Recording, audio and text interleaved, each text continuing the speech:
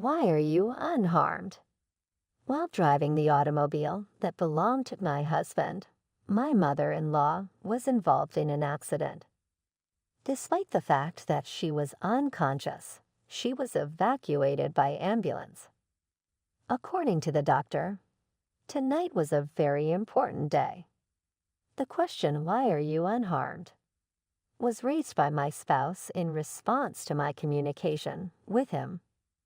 When my husband understood that he had made a mistake with his speech, he attempted to cover it up. But I was unable to hear anything else. Although I was able to keep my calm, I simply informed my husband about the hospital, and I ended the conversation in a quiet manner. It was at that very time that my mind was overwhelmed with recollections of the abnormal conduct of my spouse. After some time had passed, a single email sent to his phone revealed a frightening fact. I introduced myself as Amara Huxley. I tied the knot with my spouse, who was employed at a firm that specialized in vehicle maintenance 14 years ago. At his request, I started working from home as a full-time housewife. The once kind spouse, on the other hand, progressively shown his true personality. Immediately following the birth of our baby, he began verbally harassing me, referring to me as a parasite who was stealing his money at every convenience. I was unable to work outside the home while taking care of our small daughter, so I had no choice but to put up with this conduct. Unfortunately, my dissatisfaction was mounting. In the end, I was successful in securing a part-time work when our daughter started attending primary school. My effectiveness at work was acknowledged at the firm a year later, and my boss made the suggestion, "Why don't you consider accepting a full-time position?"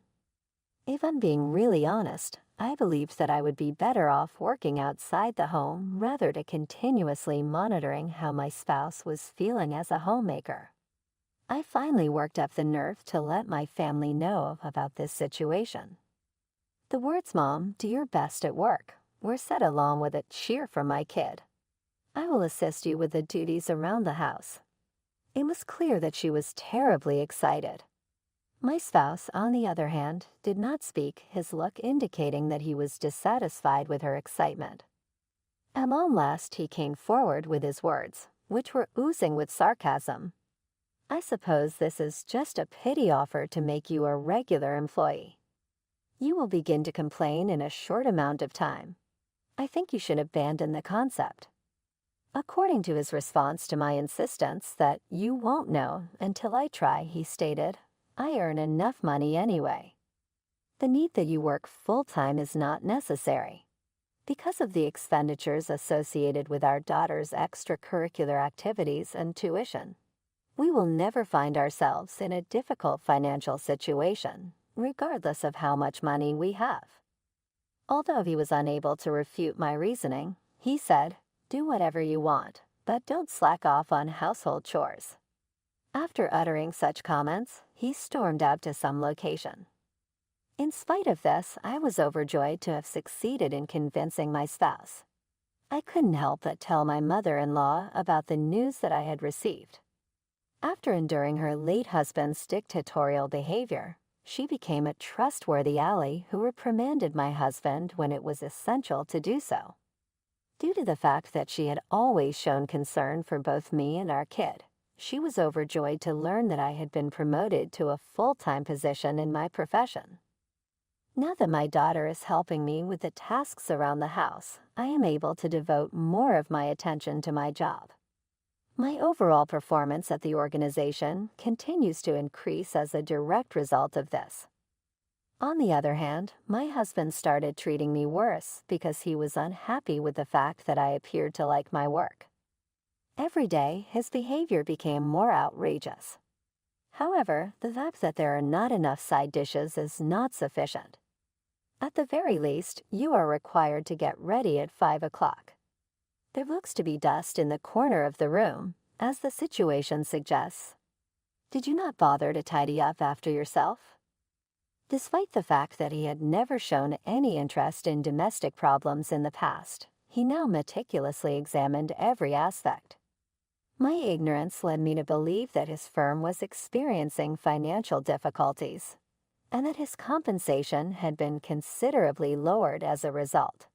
I couldn't help but wonder whether the harsh treatment he meted out to me was a reflection of his own frustrations.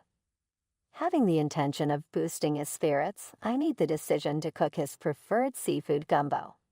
However, upon seeing it, his face broke into a scarlet hue, and he approached me in a furious manner. "What's this?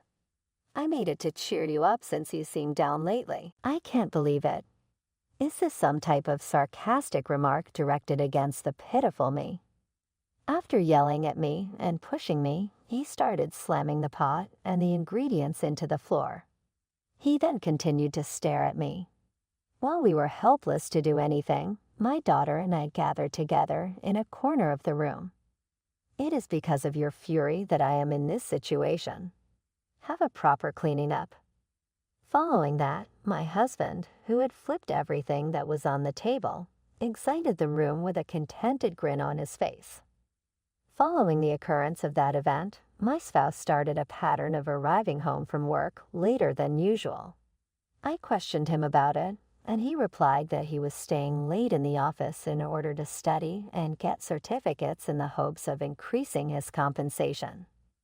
On the other hand, on the days when he worked extra, there was always a discernible smell of shampoo that did not belong to any of the people living in our family. Could it be that? My thoughts were prompted by a hunch, and the word divorce appeared in my head at that moment. Nevertheless, I was unable to address my spouse. Due to the fact that I had been raised by a single parent and had been exposed to a number of challenging circumstances, I was hesitant to go through with the divorce process, particularly since our daughter was involved. Nonetheless, there was a sudden shift in something. A change occurred in my husband's attitude. During the days when he came home from work earlier than usual, he was quite helpful in assisting with duties around the house and even helped our daughter with her schoolwork. The sudden and significant change left me perplexed. I couldn't help but wonder if the success of the firm had improved, which would provide him a higher income. Eventually, I came to terms with the fact that my spouse had undergone a transformation. At some point in time, an unforeseen event took place. By the way, did you not mention that you wanted to wash the automobile in the near future? Please lend it to me so that I may complete it at work. Oh, I can handle it myself. You should not say that. Despite the fact that I have been harsh with you because things haven't been going well at work, I am not suggesting that this makes up for it. Allow me to take care of the laundry for you. Oh, and I'll also perform a quick examination as well. In all honesty, I was taken aback because he had never before made an offer of this nature since we had tied the knot. Having said that, I made the decision to seek his assistance after reflecting on the sincerity of his gaze. Shouldn't you have a car so that you may go shopping and do other things? Do not hesitate to make use of my vehicle throughout the inspection period, which is estimated to last around 1 week. The use of my bicycle for commuting and shopping is something I am able to handle. The wet days might make it difficult to go shopping, so no. Utilize it without any reservations. As a result of his work, he has a deep relationship to automobiles, and I was hesitant to drive his car out of worry that I would cause an accident. Despite this, he never stopped encouraging me. In the end, I agreed to take the keys that he had effectively imposed upon me, despite the fact that I was feeling a little apprehensive about it. Despite this, I was unable to get the courage to drive his automobile. Consequently, I continued to ride my bicycle for both my commute and my shopping even after I had borrowed it for 2 days. My mother-in-law came to see us at our house one day, bringing with her some mementos from a vacation. I welcomed her inside because I had a day off during the week, and we sat down to have some tea together. During the course of our talk, my mother-in-law revealed that she intended to take the mementos to a friend who lived in the town that was adjacent to ours. He inquired as to whether or not she may use my vehicle for this reason.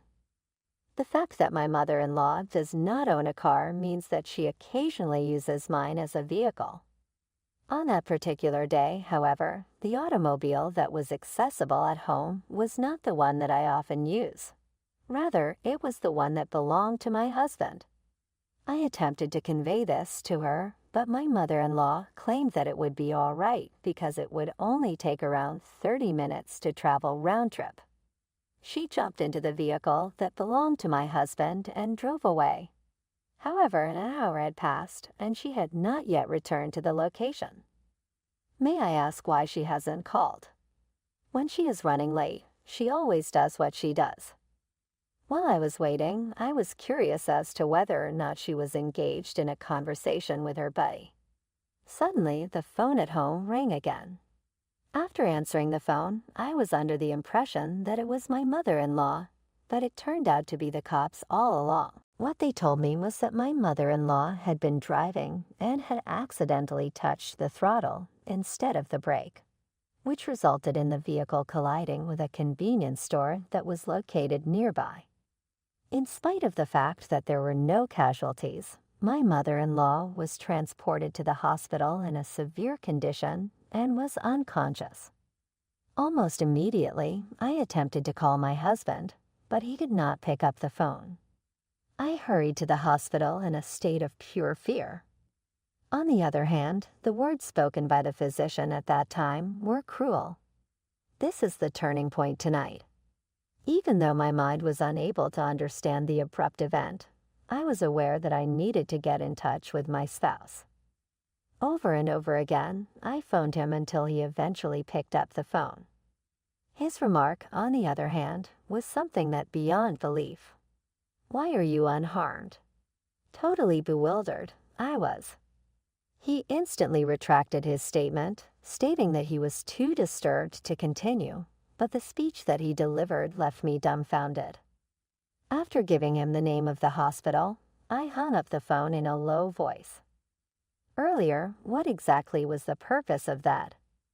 Despite the fact that there were more important problems, the distrust that I had against my spouse continued to remain in my thoughts. A number of tubes and intravenous lines were attached to my mother-in-law as she lay on a hospital bed in the emergency treatment area of the organization. Because of her terrible look, I was unable to speak. In spite of the meticulous efforts of the attending physician, my mother-in-law was unable to regain consciousness and died away in a calm and serene manner. She has such a lovely spirit. At that same time, when I found out that she had passed away, I immediately burst into tears.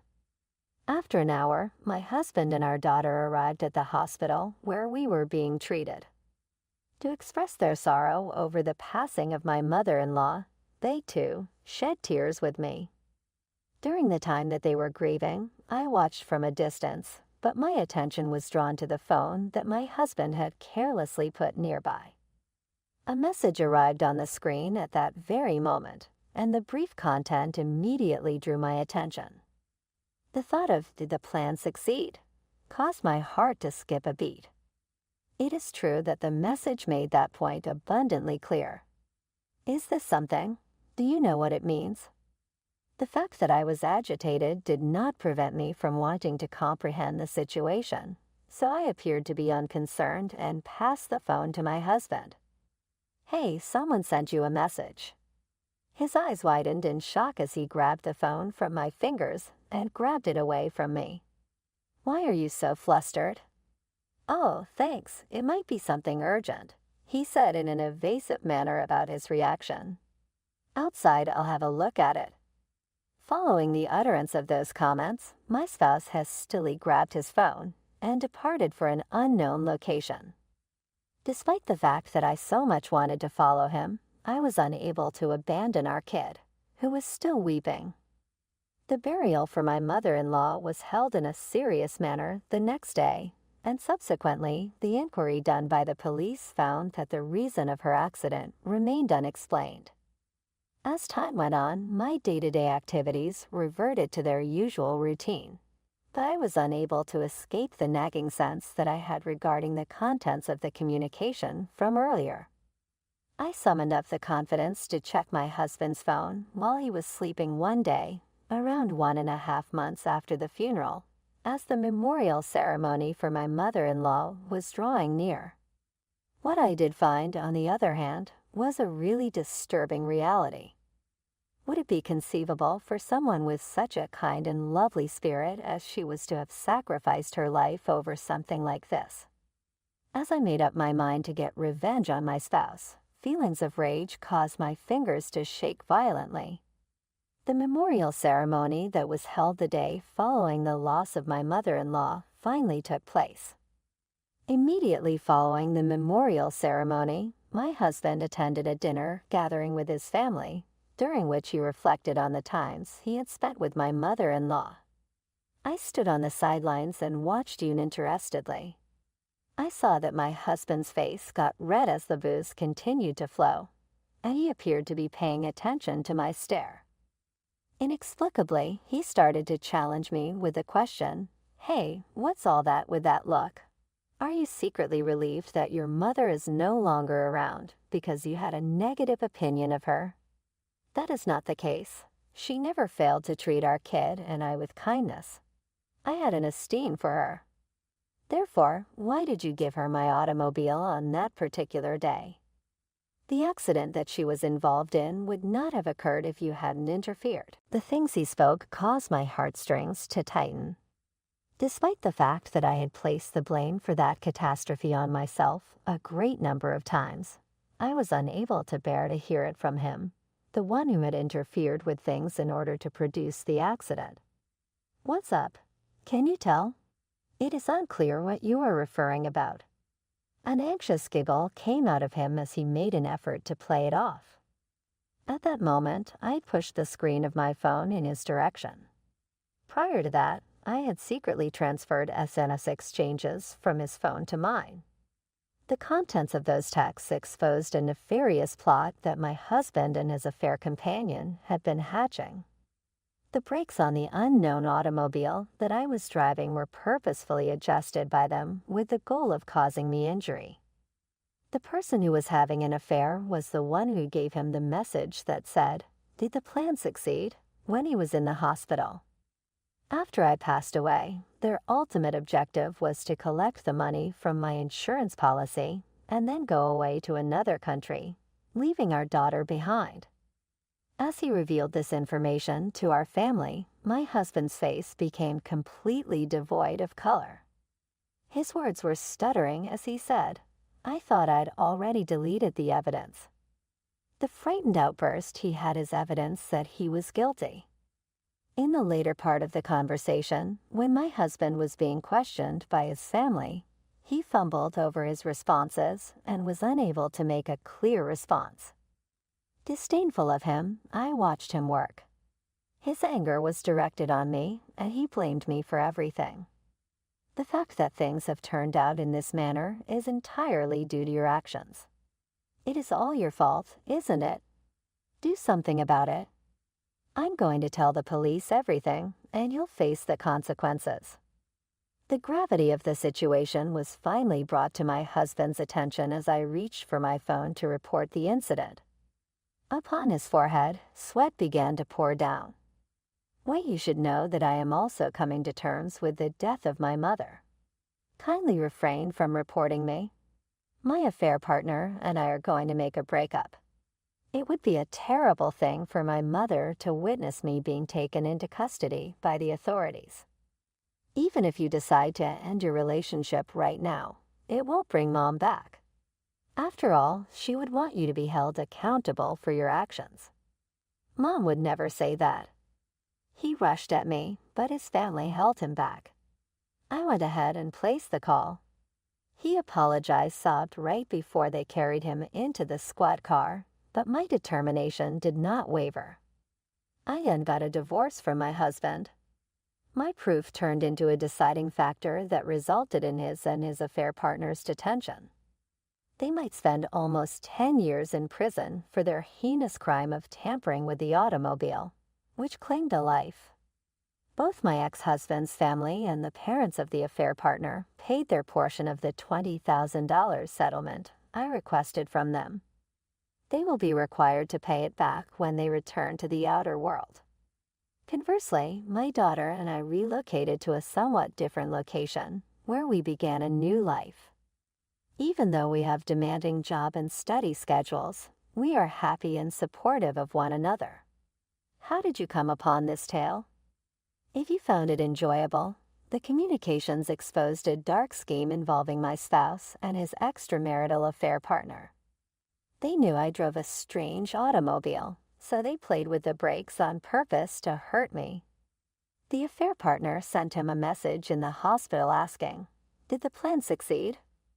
After my death, their final plan was to gather insurance money and then take off overseas, leaving our kid behind.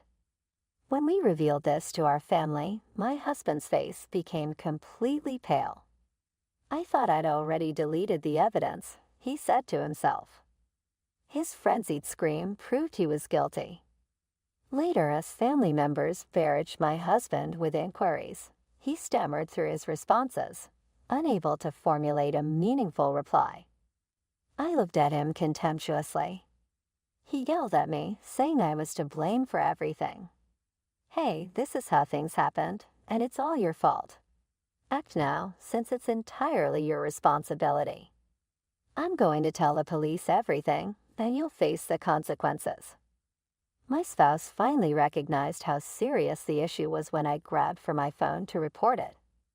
Drops of sweat trickled down his brow. "But you know, I'm also mourning my mother's passing. Don't report me, please. I'll end my relationship with my lover. Mom wouldn't approve of the cops taking me into custody. Your breakup now won't make Mom come back.